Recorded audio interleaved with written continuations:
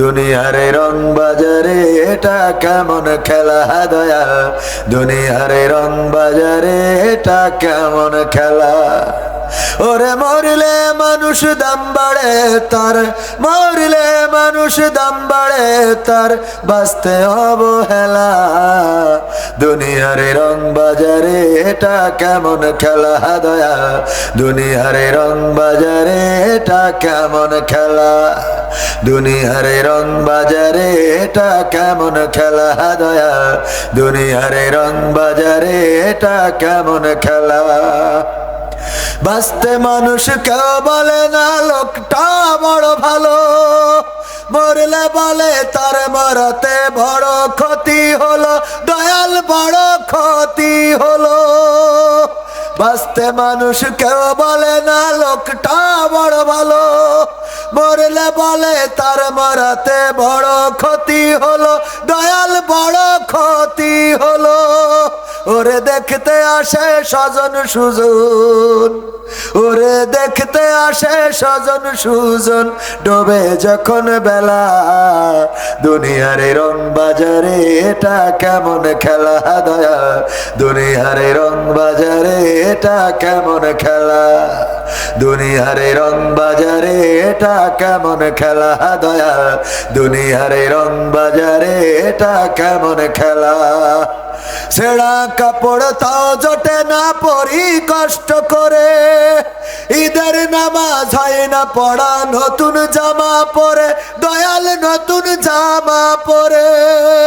ছেঁড়া কাপড় তাও জোটে না পরি কষ্ট করে, ঈদের নামাজ হয় না পড়া নতুন জামা পরে, দয়াল নতুন জামা পরে। ওরে নতুন কাপড় জুটবে জানি, ওরে নতুন কাপড় জুটবে জানি, ফুরাইলে বেলা। দুনিয়ার রং বাজারে এটা কেমন খেলা দয়া, দুনিয়ার রং বাজারে এটা কেমন খেলা।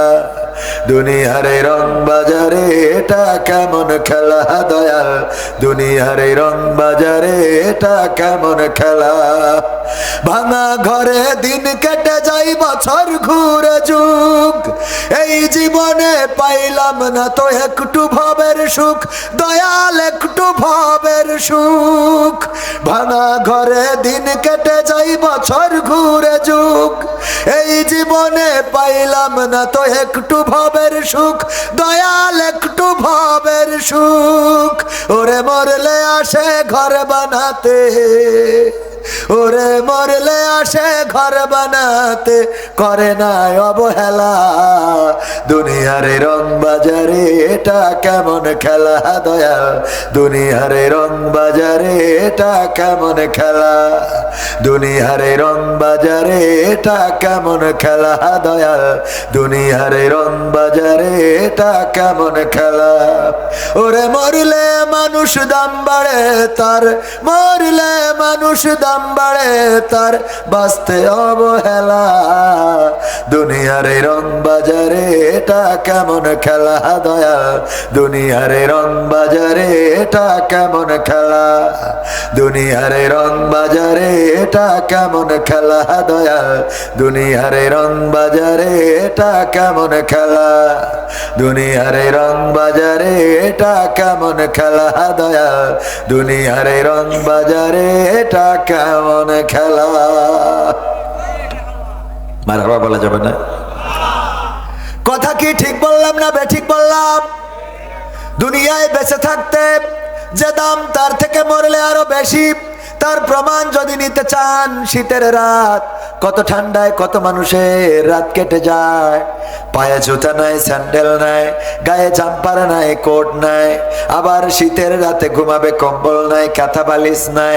দেখা যায় বাস স্ট্যান্ডে অথবা ট্রেন স্টেশনে অনেকেই শুয়ে আছে, উপরে শেখ হাসিনা, নিচে খালেদা জিয়া। ঠিক না ঠিক? কি সেগুলো কি বলেন? ব্যানার। এই ব্যানার, উপরে শেখ হাসিনার ব্যানার, নিচে খালেদা জিয়ার ব্যানার। কোথাও বা কোন জায়গায় ফখরুল ইসলাম আলমগীর নিচেই, আর উপরে ওবায়দুল কাদের। ঠিক তো?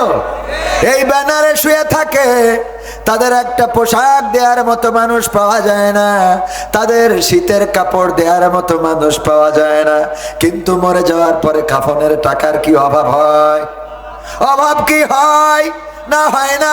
যদি কারো ঘর ভেঙে যায়, বাড়ি ভেঙে যায়, ঝড়ে উড়ে যায়, আপনাদের কারো কাছে যদি সহযোগিতা চায়, ওগো আমার ভাইয়েরা, আমার ঘরের টিন উড়ে গেছে, আমার ঘরের খুঁটি পড়ে গেছে, চলেন একটু লাগিয়ে দিতে হবে, বলবেন যে টাকা ছাড়া লাগাবো না। ঠিক না ঠিক? টাকা না দিলে ফ্রি করার মতো কেউ কি আছে?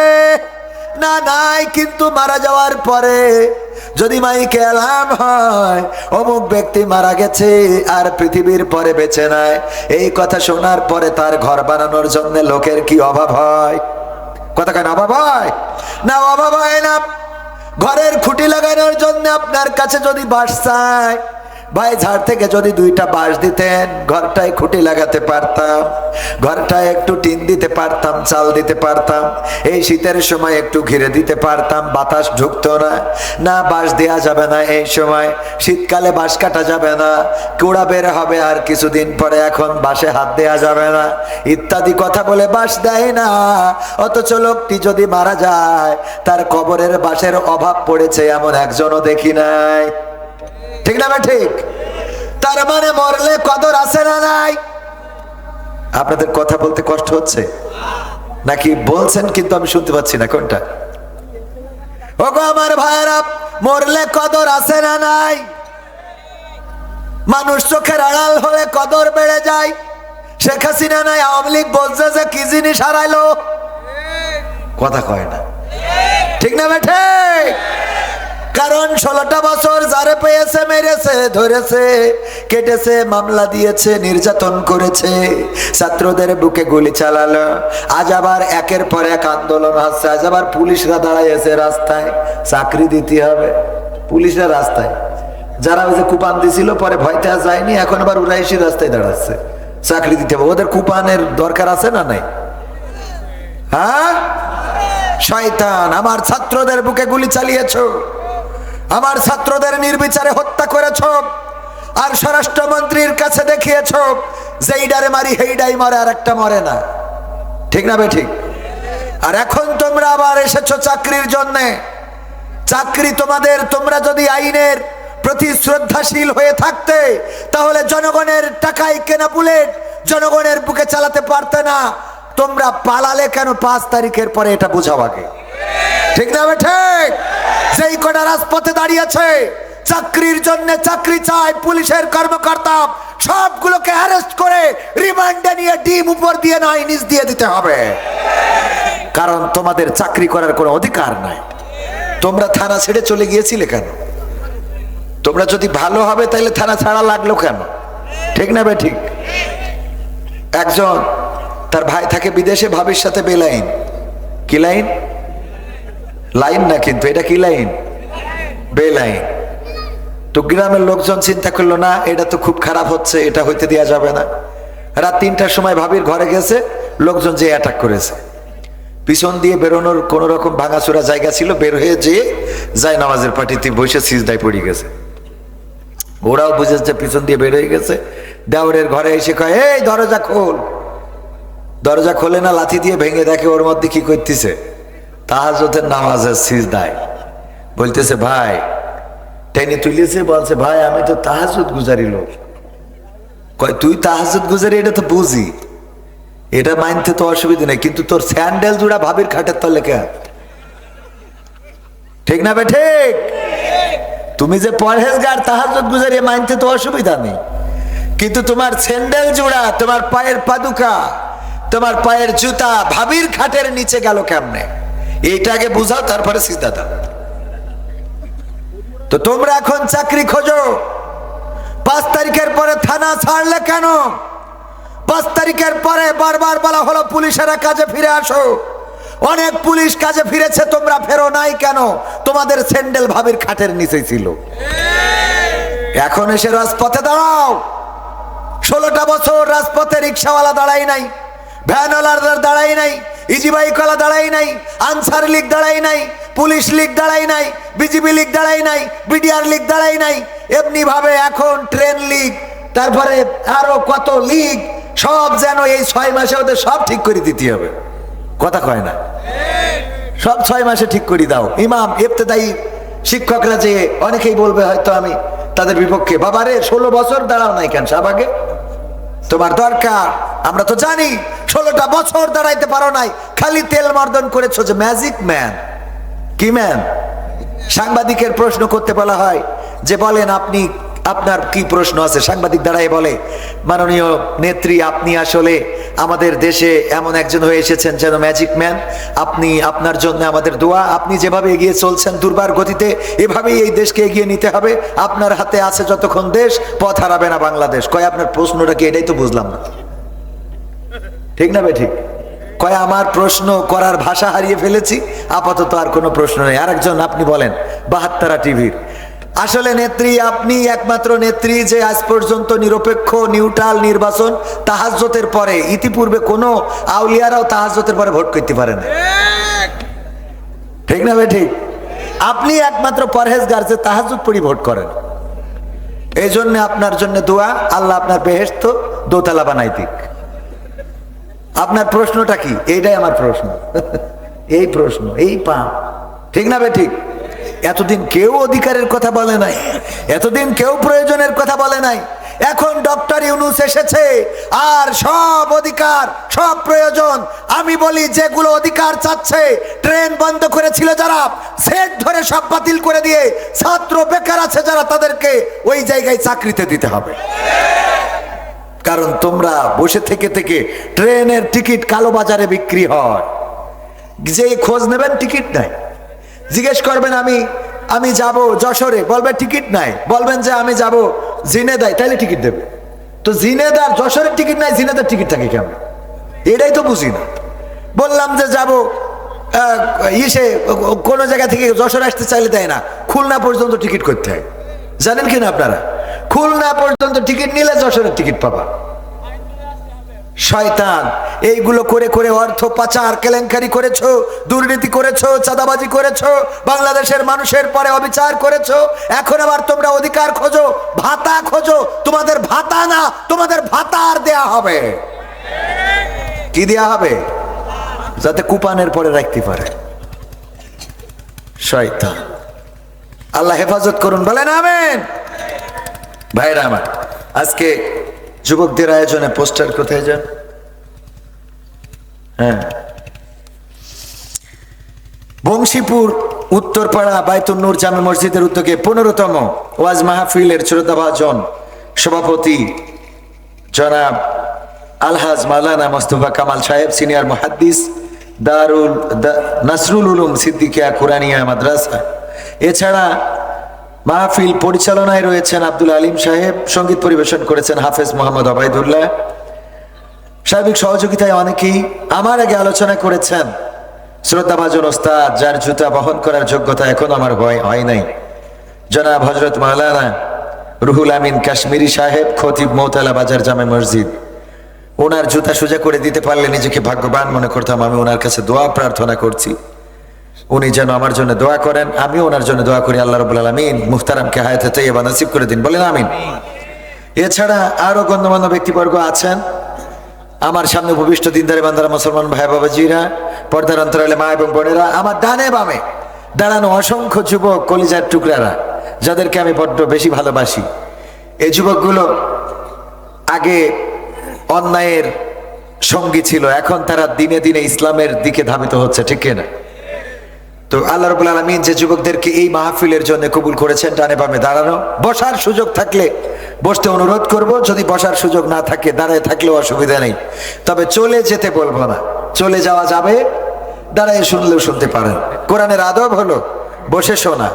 আল্লাহ রাব্বুল আলামিন বলেছেন, ওয়াইদা কুরিয়াল কুরআনু ফাসতামিউ লাহু ওয়া আনসিতু লাআল্লাকুম তুরহামুন। যখন তোমাদের সামনে কোরআন পড়া হয়, কোরআন থেকে বলা হয়, তখন তোমরা চুপ থেকে হৃদয়ের কান দিয়ে শুনবে, যাতে করে তোমাদের উপরে আল্লাহর রহমত বর্ষণ হতে পারে, বলেন সুবহানাল্লাহ। এখানে আসলে বসলে আল্লাহর রহমত আছে, আল্লাহ সওয়াব দেন, জান্নাতের বাগান এটা। শুধু তাই নয়, বিশ্বনবী বলেছেন এটা এমন একটা মজলিস যেখানে বসলে সওয়াব লিখতে থাকে সওয়াবের ফেরেশতা, আর গুনার খাতা থেকে সগীরা গুনাহগুলো ঝরে যেতে থাকে। সুবহানাল্লাহ বলবেন না? সোয়াব হইতে থাকে একদিকে, আর একদিকে গুনাহ ঝরে যেতে থাকে। এত সুন্দর একটা প্রোগ্রামে আল্লাহ যাদেরকে কবুল করেছেন তারাই আসতে পেরেছেন, যাদের কবুল করেন নাই তারা এখানে আসতে পারবে? পর্দার অন্তরালে আছেন মা এবং বোনেরা, মাইকের আওয়াজ যারা শুনছেন সবাইকে অন্তরস্থল থেকে সালাম জানাচ্ছি, আসসালামু আলাইকুম ওয়া রাহমাতুল্লাহ। আমরা আল্লাহর শুকরিয়া আদায় করছি যে মহান রব দয়া করে মায়া করে আমাদেরকে মানুষ হিসাবে সৃষ্টি করেছেন। আল্লাহ চাইলে আমাদের অন্য কোনো প্রাণী করে পাঠাতে পারতেন, কিন্তু আল্লাহ চান নাই। তিনি চেয়েছেন আমাদেরকে আশরাফুল মাখলুক করে পাঠাবেন। আল্লাহ আমাদের আজ পর্যন্ত সুস্থ রেখেছেন। অনেকেই আছে এই সময় হাসপাতালের বিছানায় শুয়ে আছে, ছটফট করছে, আছে না নাই? আজকে আপনার শ্যামনগরেও ঘটে গেছে, একজন মা তার 2 সন্তানকে বিষ পান করিয়ে হত্যা করেছে, তারপরে নিজে আবার আত্মহত্যা করার জন্য গলায় দড়ি দিয়েছে। আপনার শ্যামনগরে আজকের ঘটনা। এবং তার শ্বশুর শাশুড়ি তাকে উদ্ধার করেছে, করার পরে মা বেঁচে আছে, কিন্তু সন্তান 2 জন মারা গেছে। এই মা কি আর এই দুনিয়ার পরে বেঁচে থাকার দরকার আছে? আত্মহত্যা যদিও জায়েজ নাই, তবুও এই মায়ের বেঁচে থাকা নিরর্থক। কলিজার টুকরা সন্তানের গালে মুখে বিষ ঢেলে হত্যা করে নিজে আবার আত্মহত্যা করতে গেছে, সেই মানুষটা বেঁচে গেছে। আল্লাহ ওরে বাঁচায় রেখেছে কিসের জন্য আল্লাহ সেটা ভালো জানেন। যাই হোক, এভাবে সেই আমাদের নসিবে কখন কি ঘটে যাবে আমরা কেউ জানি। যে বাচ্চা 2টা মারা গেছে, এই বাচ্চা 2টার তো কোনো অপরাধ নাই, আছে? এই বাচ্চা 2টারে মেরে ফেলা হলো। আমাদের এখানে ছোট ছোট বাচ্চা শিশু অনেকেই আছে। এখন বাংলাদেশে খুবই বেকায়দা অবস্থা যাচ্ছে, চারিদিকে ছিনতাই, চুরি, ডাকাতি, অ্যাক্সিডেন্ট, তারপরে যে খুন, গুম, ছোট ছোট বাচ্চা অপহরণ এবং অপহরণ করে তার মৃত্যু, এটা যেন মামুলি ব্যাপার হয়ে দাঁড়িয়েছে। আপনারা যাই বলেন তাই বলেন, দেশ কিন্তু খুব ভালো নেই। কি মনে হয় আপনাদের? আমরা বলেছি স্বাধীনতা এসেছে, আমি বলি স্বাধীনতা এখনো আসে নাই। স্বাধীনতা কোন পথে আসবে সেই রাস্তাটা প্রশস্ত হয়েছে, সেই রাস্তাটা দেখিয়ে দিয়েছে, সেই রাস্তাটা আমরা খুঁজে পেয়েছি। এখনো স্বাধীনতা আসে। স্বাধীনতা যদি আসতো তাহলে খুন হচ্ছে, গুম হচ্ছে, ছিনতাই হচ্ছে। আমার শিল্পী মশিউর রহমান ভাই, উনি যে গাড়িতে মাহফিল করে ফিরছিলেন, সেই গাড়ি ডাকাতের কবলে পড়েছে। শুধু তাই নয়, ওনার সব কিছু কেড়ে নেওয়া হয়েছে। ভাইয়েরা আমার, এমনি ভাবে ডাকাতি হচ্ছে, চুরি হচ্ছে, খুন হচ্ছে, গুম হচ্ছে, ধর্ষণ হচ্ছে, তুলে নিয়ে যে গণধর্ষণ করা হচ্ছে। আর এই অপরাধের সাথে যারা জড়িত, আমার বিশ্বাস খুঁজলে দেখা যাবে এরা তারা ওই তাদের প্রেতাত্মা যারা এই বাংলাদেশকে অস্থিতিশীল করতে চায়। ঠিক না বে ঠিক? কারণ মাঝখানে দেখলাম এই আল্লাহর ওলিরা ভারতে যেয়ে সেখানে যেও ধর্ষণ করেছে, পুলিশে ধরেছে। দেখেছেন কিনা? হ্যাঁ, ওখানে যেও মেশিন ঠিক রাখতে পারিনি। সহ্য না করে পারা যায়? এই অপরাধগুলো ঘটানো হচ্ছে পরিকল্পিতভাবে। এই অপরাধগুলো ঘটাচ্ছে পরিকল্পিতভাবে, যেন আমরা বলতে পারি আগেই তো ভালো ছিলাম। ঠিক না বে ঠিক?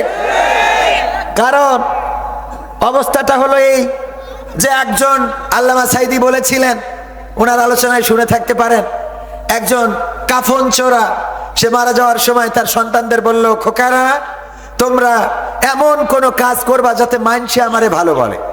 মানুষে আমারে কি বলে? মানুষে আমারে ভালো বলে। তো বাবা কাফন চুরি করতো, সন্তানরাও কাফন চুরি করে। লোক মারা গেলে মাটি দিলে ওখান থেকে কাফন চুরি করে। তো কাফন চুরি করলে লোকে বলে, দেখো ওর বাবাও যেমন ছিল ওরাও তেমন হয়েছে। এরকম বলে না? বলে না? আমার আব্বার নাম মরহুম মাস্টার আব্দুল সামাদ। আপনারা নাম শুনেছেন কতজন? এই অঞ্চলে মাহফিলে আসতেন, দেখেছেন কেউ? এরকম আছে? মাস্টার আব্দুল সামাদ হজ করে বেড়াতেন শ্যামনগর। ওই একজন মনে হয় উনি আমার আব্বাকে দেখেছেন, আরো একজন ওই পাশে আছে, আরো 2-1জন থাকতে পারে। আজ 23 বছর হয়ে গেল আব্বা মাহফিল ময়দান না, এই দুনিয়ার ময়দানই ছেড়ে চলে যেতে হয়েছে। একসাথে আমার মুহতারাম উস্তাদ জি আছেন, উনিও একসাথে মাহফিল করেছেন, উনিও একসাথে মাহফিল করেছেন। তো আমার আব্বাকে চেনার কথা অনেকে চিনে থাকতে পারেন। যাই হোক, যে কথা বলছিলাম, কাফন চোরা মানে ও এই কথা কেন বললাম, যে যারা আমার আব্বাকে দেখেছেন তারা কিন্তু অনেকেই বলতে পারবেন যে ওর আব্বা যেভাবে কথা বলতো ও সেভাবে বলে, এরকম না? বলবেন কি না? মোটামুটি উনিও আমার বিশ্বাস এটাই বলবেন যে আপনার আব্বা যেভাবে বয়ান করতেন, যেভাবে কথা বলতেন। অথচ আব্বা যখন মারা গেছে তখন আমার 14 বছর বয়স। তো আব্বার ওই পথে আল্লাহ এনে দিয়েছেন এবং আব্বার মতো করেই বলতে দেন। যারা আমার আব্বাকে চেনে তারা বলে তুমি তো তোমার আব্বার মতো হয়েছো। অনেকেই চেহারা দেখেও বলে যে তোমার চেহারাটাও তোমার আব্বার মতো। আলহামদুলিল্লাহ। তো কাফন চোরার সন্তানদের বলল এরা তো ওই ওর বাপের মতো হয়েছে, ওর বাপও কাফন চুরি করতো, এরাও কাফন চুরি করে। তো সন্তানরা দেখলো আহা আমার আব্বার তো কেউ ভালো বলে না, সবাই আব্বারেও কাফন চোরা এখনো কয়, আমাদেরও কাফন চোরা কয়। তো কি করা যায়, ওরা কাফন চুরি করে করে ওই লাশটারে তুলে নিয়ে পাছায় বাঁশ দিয়ে মোড়ের মাথায় টাঙাইতো। কি করে, লাশটা উঠাই আবার কি করে পাছার মধ্যে একটা বাঁশ দেয়, দিয়ে তারপরে মোড়ের মাথায় খুঁটি ফুঁতে চার হাত পা দুই দিকে চারদিকে দিয়ে থুয়ে দেয়। আর মানছে কয় আহা এ তো দেখছি এদের থেকে ওদের আব্বা ভালো ছিল। তাইলে আব্বা ভালো বলার সুযোগ হয়েছে না, যে এদের থেকে তো ওদের আব্বা ভালো ছিল।